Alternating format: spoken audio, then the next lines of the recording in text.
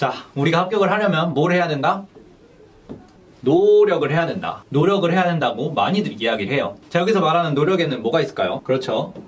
아침 일찍 기상하는 거, 엉덩이 붙이고 열심히 공부하는 거, 올바른 공부법으로 공부하는 거, 이런 것들이 자, 여러분들 말하는 노력에 해당이 되겠죠. 자, 근데 저는 노력만 해서는 절대 합격할 수 없다고 생각하는 사람입니다. 뭔가가 빠졌어요. 노력 앞에 방향이 있어야 됩니다. 자, 올바른 방향으로 노력을 들이신다면 그때는 합격을 할 수 있어요. 또 저 어린 놈이 뭔 얘기하는 거냐 라고 생각을 하실 수도 있을 것 같은데요. 자, 제가 예시를 하나 들어볼게요. 제가 마라톤에 참가한다고 생각을 해봅시다. 이 마라톤은요, 서울에서 부산 가는 마라톤이에요. 그래서 우리나라 지도를 막 이렇게 그려보면, 자, 이 서울에서 부산을 가는 마라톤이라고 생각을 해봅시다. 자, 이 마라톤에는요, 저보다 잘 뛰는 사람이 너무나 많을 거예요. 그래서 당연히 이렇게 서울부터 부산까지 가는 트랙이 깔려 있다면 저는 절대 우승할 수 없을 거예요. 자, 근데 이 마라톤이 만약 트랙이 없다면, 자, 트랙도 없고 우리가 지도를 볼 수 없다면 어떻게 될까요? 상황은 달라질 수 있겠죠. 마라톤 잘 뛰는 사람이 막 달릴 거예요. 부산이 어딘지는 지금은 모르겠지만 그쪽이랑 가까운 곳으로 뛰겠죠. 막 달려. 그리고 여기 도착할 거예요. 광주네. 그리고 부산으로 방향을 틀겠죠. 그리고 또 막 달려요. 빠르니까 빨리 가겠네. 갔더니 뭐야, 울산이네, 포항이네. 또 방향을 꺾어서 부산에 그제야 도착을 할 겁니다. 근데 이런 마라톤에서요, 저는 뺀질이니까 제가 만약 네이버 지도를 사용했다고 생각을 해봅시다. 저는 부산으로 가는 최단거리를 알아요. 그래서 부산으로 가는 최단거리로 뛰기 시작할 겁니다. 자, 이 마라톤 선수보다는 달리는 법도 잘 모르고, 이 마라톤 선수보다 체력 안배도 잘 하지 못하고, 이 마라톤 선수보다 경험도 많이 없어요. 그러니까 이 마라톤 선수보다 더 빨리 달리지 못해 더 많은 노력을 들일 수가 없어요. 다만 저는 네이버 지도를 켜고 부산이 어딘지 계속 확인하면서 갔기 때문에 마라톤 선수보다는 조금 느릴지언정 올바른 방향으로 달려서 이 마라톤 선수보다 더 빨리 도착을 할 수 있겠죠.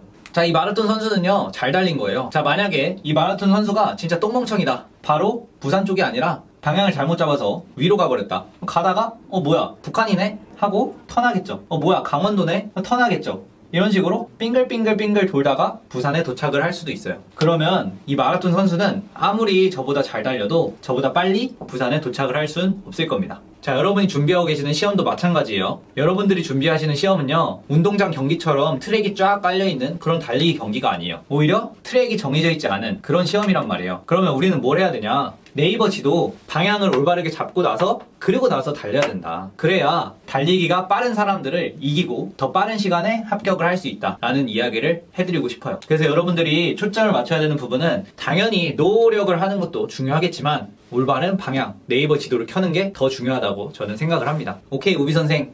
방향 중요한 거 알겠어. 근데 어떻게 나는 핸드폰이 없는걸? 나는 네이버 지도가 없는걸? 어떻게 부산에 내가 먼저 도착할까? 라고 물으신다면 제가 그 방법을 말씀드릴게요. 자, 방향을 잡는 무수히 중요한 이야기들이 있지만 저는 딱 3개를 기억해야 된다고 생각을 합니다. 자, 첫 번째, 시험 파악.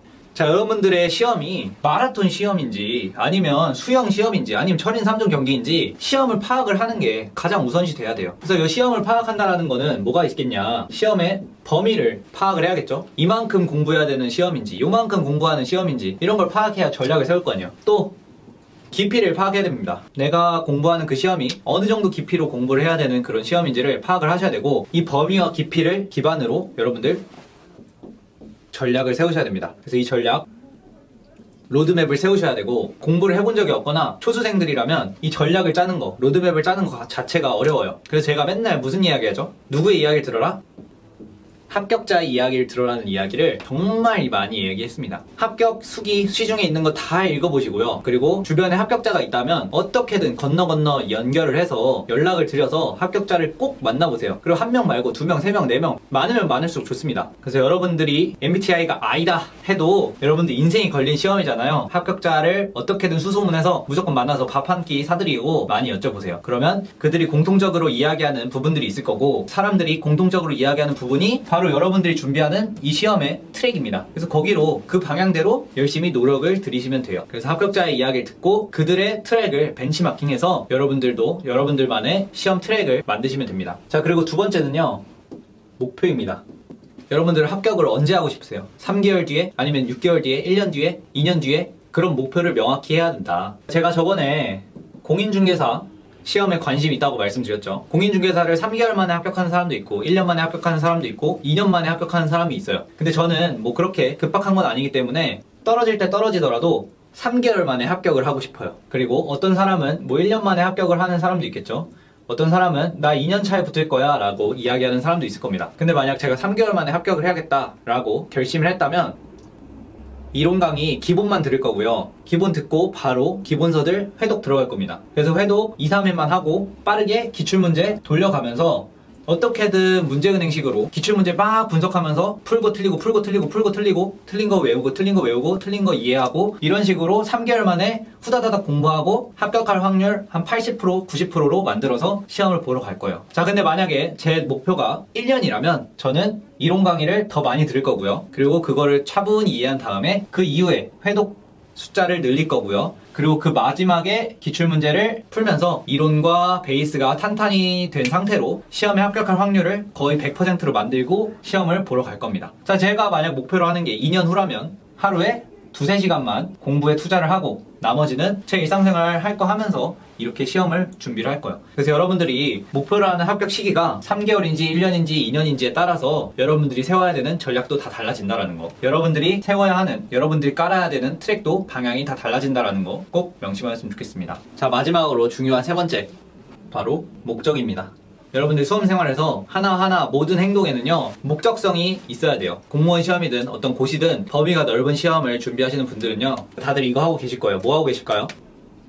단권화 하고 계시죠? 자, 단권화를 옆에 사람도 하고 나도 하고 쟤도 해요. 근데 그 단권화를 하고 났을 때 효과는 사람마다 다 다릅니다. 자, 누가 잘할까요? 이 단권화의 목적을 잘 파악하고 그 목적대로, 그 방향대로 단권화하는 노력을 들인 사람이 효과가 더욱더 높을 겁니다. 단권화는 왜 하는 거예요? 범위가 넓은 시험은요 범위가 워낙에 넓다 보니까 계속 상기를 시켜줘야 돼요. 그래서 시험 보기 하루 전, 이틀 전에 모든 전체 범위를 머릿속에서 상기를 시켜주고 복습을 한 다음에 시험을 들어가야 되는데요, 범위가 워낙에 많다 보니까 뭐 몇만 장 되는 전공책들을 하나하나 다 넘겨볼 수 없잖아요. 그래서 단권화를 하는 겁니다. 단권화는 도대체 왜 하는 거다? 마지막 최종 회독을 하기 위해 이틀 전, 하루 전에 이 전체 범위를 내가 회독해서 머릿속으로 상기시킬 수 있게끔 만드는 게 이 단권화 작업이에요. 자, 그러면 단권화를 할 때는 항상 이 회독, 나 하루 전에 회독할 수 있게끔 만들 거야 라는 목적성을 가지고 단권화를 하고 있어야 된다는 거죠. 자, 그러면 그런 목적성을 가지고 있으면 어떻게 되냐? 아, 내가 하루 만에 회독을 할 수 있게끔 만들려면 구조화가 잘 되어 있어야 되는구나. 자, 구조화를 잘 잡으면서 정리를 하고 있어야 되고, 그 이틀 전날 첫 번째 회독을 할 건 아니잖아요. 단권화가 끝나고 나면 1회차 회독, 2회차 회독, 3회차 회독 하면서 시험 전날에는 뭐 9회차, 10회차 회독을 하게 될 거예요. 그럼 회독을 할 때마다 그 회독하는 시간이 줄어들어야 된다. 그렇게 하려면 다음 회독하는 날을 위해서 내가 지금 회독할 때 이해한 내용들을 잘 메모를 해둬야겠다. 그런 식으로 본인만의 전략들이 나오는 겁니다. 그래서 저는 단권화를 하고 회독을 할 때마다 내가 지금 회독하면서 끙끙대면서 이해했던 내용들을 최대한 옆에 나만의 언어로 메모를 해뒀어요. 그러면 다음번 회독을 할 때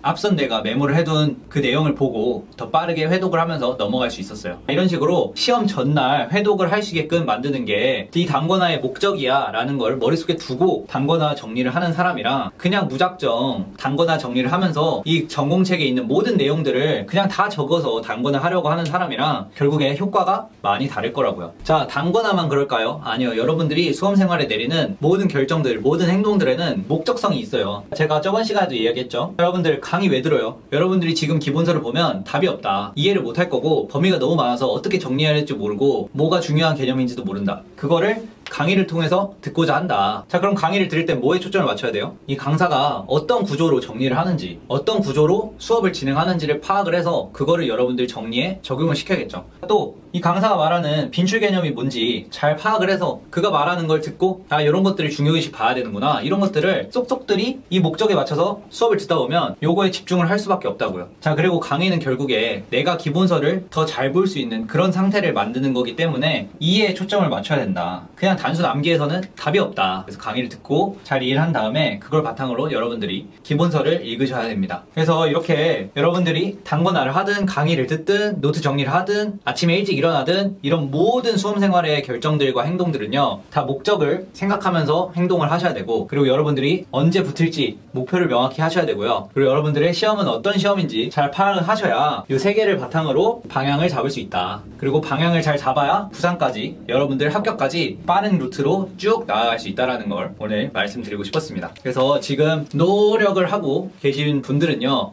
여러분들의 노력이 진짜 올바른 방향으로 나아가고 있는 노력인지, 아니면 서울에서 출발해서 부산이 아니라 평양으로 뛰고 있는 건 아닌지, 이런 부분을 잘 점검을 하시고 노력을 들이셨으면 좋겠습니다. 그래서 오늘도 여러분들 시험 공부하시느라 정말 고생이 많으셨고요. 여러분들도 올바른 방향으로 나아가시기 바라겠습니다. 그럼 안녕, 뿅. 아니, 명색이 선생님인데 이 판서가 이게 뭐야?